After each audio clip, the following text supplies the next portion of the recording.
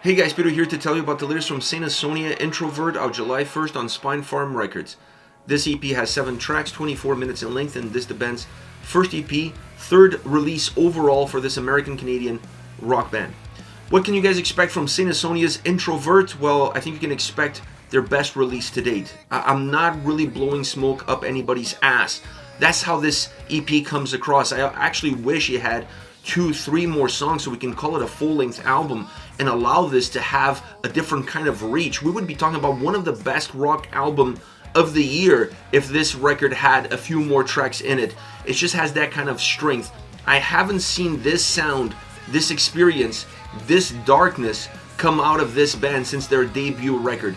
The hunger, the anger that existed in that album was a little bit lost in their previous release, but they found it again. And they found it perhaps due to the pandemic. This was created during that time. It doesn't get much darker than that, and I feel like Adam works at his best when he's surrounded by negativity, and that negativity really brings positivity from within, and he creates incredible music, incredible songs, and the lyrics to really go with it and paint a full picture of what's on his mind.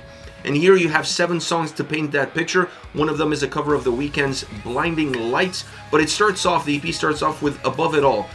What a great opening track. This is your single. This is the song that introduces the EP, introduces the release, and is as catchy, as hooky as they come. First of all, I love the electronic elements on this track. I love how they permeate throughout the whole song, but they interact really well with the heavier rock side of the track, with the guitars, with the bass and the drums. They don't overpower the experience, they just make the experience feel more complete, more bombastic. They define the parameters a little bit better, allowing the song to have a much larger reach, to still feel a little bit popish, still feel reachable, but at the same time not losing that rock edge that it needs to have. The vocals are great, and using some backing vocals here and there to better define the different momentums within the track also helps move the song along, and definitely helps make the song feel a lot bigger, a lot more hookier, a lot more memorable all around, because sound-wise it's very memorable, and then when you have that dynamic vocally, you're having two pieces come together as one, allowing the song overall to really stand out in the crowd, regardless of who's in the crowd with this track. Next we have Better Than Never, a slower, more melodic, introspective track. I mean, the whole record is very introspective, but there's some songs that feel perhaps a little bit more than others. And Better Than Ever is definitely one of those songs that feels like it goes a little bit deeper. When you're listening to the verses, it's almost like you're listening to a wandering mind. And then when you get to the chorus, is the realization that of actually what's around you is what you see and how you feel. So there's a little bit more of explosiveness that comes with that chorus, that realization of everything that got you to that point. Really interesting track from that perspective. It creates the necessarily nuances. It has explosive moments in those chorus. It brings the mood down in the verses. This creates ebbs and flows. It makes the song feel more engaging, even though it doesn't have the same drive as Above It All. Next you have Chew Me Up featuring Johnny Stevens of Highly Suspect, a band that I really enjoy, a vocalist that is absolutely phenomenal as well. He has a great tone, a great delivery, and when you bring two vocalists that can not only sing, but they can also add emotion to what they're singing about into a track together, you know you have a hit. And that's exactly what Chew Me Up is all about, a song about cancel culture and everything that comes with it from the perspective of these two different individuals taking their own different take on it, but at the same time bringing those takes together as one throughout the entire track. The dynamic between the two vocalists is really what sells this song, because musically you feel like the track is what it needs to be, and what it needs to be is a song that allows the vocalist to drive the experience of the track, that allows the lyrics to have a little bit of momentum, to have a little bit of a footprint as far as the overall perception and experience of the song, and even atmosphere of the song. So the two vocalists working really well together, adding their own delivery, their own style, but both styles really represent well what the song is all about, the lyrical content, and the message within their own tone, within their own style, within their own approaches. Incredible song from that perspective. Next you have So What, a song that has an interesting dynamic here because the verses feel really stripped down. It feels very empty, very removed, with some acoustic guitars in it, with nice layers, but layers that are not overimposing on one another to create volume. It actually has layers, but the layers feel very thin, allowing you to better digest that portion of the track.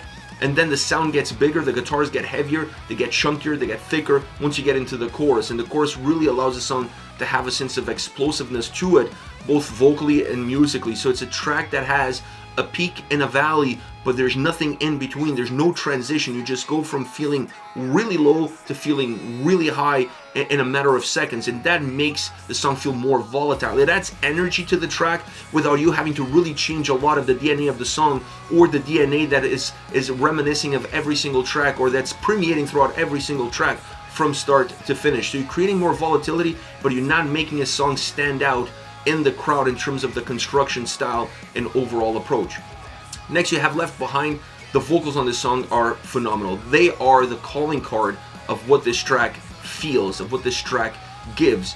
The sound is there, but the sound is there to push the vocals into the forefront. Let the vocals lead the way. Let the vocals control the experience. Let the vocals be the guiding light for the listener. You concentrating on that, you enjoying that, you're digesting that element of the track, and then the sound is there just like a condiment. That's how this track is put together, and that is why this song really feels special. It sounds special, it feels special, it allows you to connect better with the lyrical content, it allows you to dive deeper into the lyrical content, and I don't know anybody that listens to this song that has never felt this way before. Next, you have Bite the Bullet, a track that is about Adam's dad. He passed away, and this was a sentence that he said all the time, so this song has a personal meaning attached to it. There's definitely a personal message to it, and maybe that's because of that connection, and then you see that connection translating it into the music that comes with the track itself. This is a very rock sounding track all around, and when you have a sentence like Bite the Bullet, when you have that connection, that personal touch with your father and the message that he was trying to convey to you, you have to have that rock sound behind it, because it is a rock feel, it is a rock saying, if you will, for lack of a better term. So you need a track that represents not just what's being said, but the message and the meaning that was behind it and the relationship that existed there. So this track feels very complete from that perspective. It's perhaps one of the most rock songs of the entire record. It never really loses that DNA. It never really feels like it's going anywhere else. It just feels like a rock song, a song that has a message, a song that becomes a rock anthem, if you will, at least for this band. Last but not least, Blinding Lights, the Weeknd cover. I prefer this one to the original. I'm going to be honest. I just like the more rock sound that it has. I think Adam's vocals are phenomenal. This guy can sing anything. I mean, he could sing The Grocery List. It would sound absolutely outstanding. So why a Weeknd song would be any different? It's an interesting way of finishing the EP, and if you're going to put a cover like this, that's exactly where you want it. And if you're going to do one, you want it on an EP, not on a full-length record. So I like the fact that he experimented a little bit. He created something that was already there, but he molded it into something that feels like Saint Asonia. If you're not a Weeknd fan, if you don't know Weeknd, if you've never heard any of his music, and you come across this track, it's gonna sound like one of the band's own songs. It doesn't sound like a cover. It is a cover. It feels like a cover if you know the song, but at the same time, it feels like an original if you don't. Really interesting track. Really interesting way of putting it all together. This is it. Saint Asonia, Introvert, out July 1st on Spine Farm Records. Let me know your thoughts on the EP, on the singles. Use the comment section below. I'll be reading them and getting back to you. Take care, guys.